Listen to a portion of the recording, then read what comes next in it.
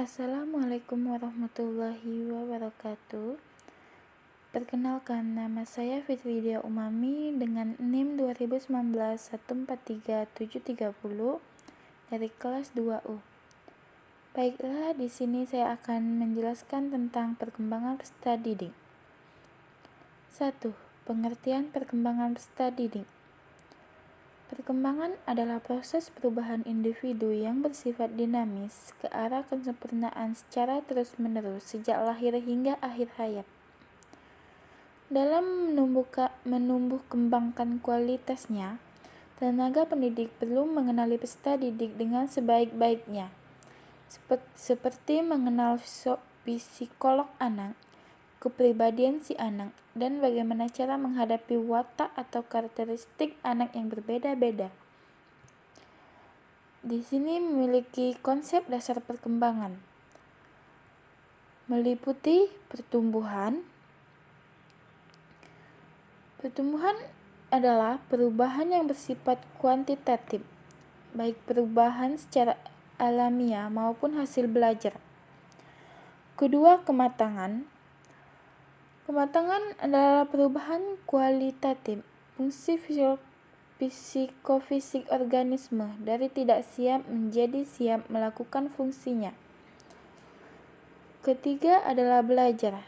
Belajar merupakan perubahan perilaku sebagai akibat pengalaman, disengaja atau bertujuan, baik secara kualitatif maupun kuantitatif.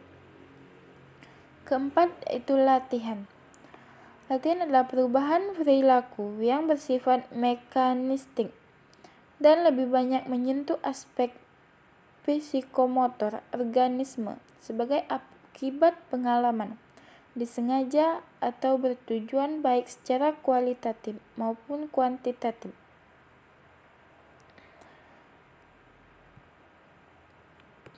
Dan selanjutnya,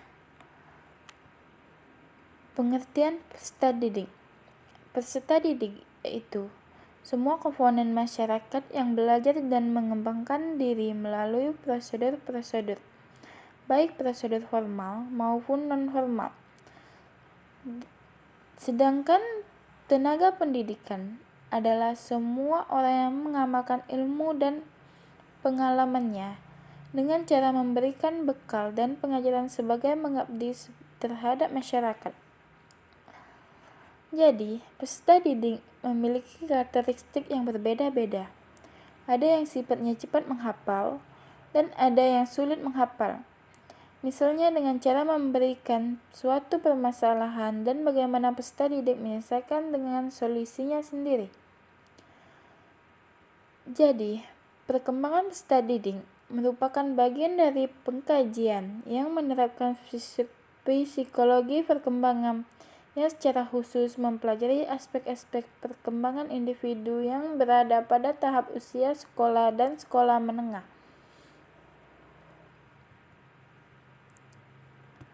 Tujuan mempelajari perkembangan peserta didik. 1. Agar mempunyai ekspektasi yang nyata tentang peserta didik. 2. Dapat merespon perilaku peserta didik secara tepat. 3. Membantu mengenali adanya penyimpangan yang terjadi pada diri peserta didik. 4. Untuk membantu memahami diri sendiri sehingga dapat berperilaku secara tepat. 5. Manfaat mempelajari perkembangan peserta didik bagi pendidik. 6. Memberikan gambaran tentang perkembangan manusia sepanjang rentang hidup beserta faktor-faktor yang mempengaruhinya, yang meliputi aspek fisik, intelektual, emosi, dan moral. 7. Memberi gambaran tentang bagaimana proses pembelajaran yang tepat sesuai dengan tahapan perkembangan peserta didik. Selanjutnya ada konsep dasar perkembangan peserta didik. Bermacam-macam masa yang sejak bayi hingga sampai usia lanjut. Jadi ada masa prenatal. Masa prenatal adalah masa di mana sang anak masih dalam kandungan, yaitu masa bayi. Masa 2 minggu sejak lahir sampai 2 tahun sehingga masa jabang bayi. Selanjutnya, masa kanak-kanak awal dari umur 2 hingga 6 tahun. Setelah itu, masa kanak-kanak akhir, usia 6 tahun hingga organ seksualnya masak. Umurnya 12 sampai 13 untuk wanita dan 14 sampai 15 untuk laki-laki. Masa pubertas. Masa pubertas ditandai dengan masaknya organ reproduksi. Masa remaja. Masa remaja awalnya sekitar usia 13 sampai 17 tahun. Dan masa remaja akhir sekitar usia 17 sampai 18 tahun. Masa dewasa awal bersekitaran antara usia 18 sampai 40 tahun. Masa dewasa media bersekitaran antara 40 sampai 60 tahun. Dan terakhir, masa usia lanjut pada usia 60 tahun ke atas. 2.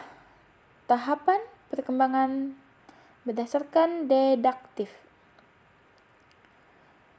Jane Jackson Request berpendapat bahwa perkembangan manusia itu mempunyai sifat-sifat yang berbeda dengan tahapan yang lain. Adapun tahapannya ialah tahap 1. Dari umur 0 sampai 2 tahun itu tahapan asuhan. Tahapan 2, dari umur 2 tahun sampai 12 tahun yaitu tahapan pendidikan jasmani dan panca indera. 3. Dari umur 12 sampai 15 tahun, itu tahapan pendidikan akal pikiran. Tahap 4, dari umur 15 sampai 20 tahun, atau tahap pembentukan watak dan pendidikan agama. Dan yang terakhir, di sini ada tahap perkembangan berdasarkan psikologi.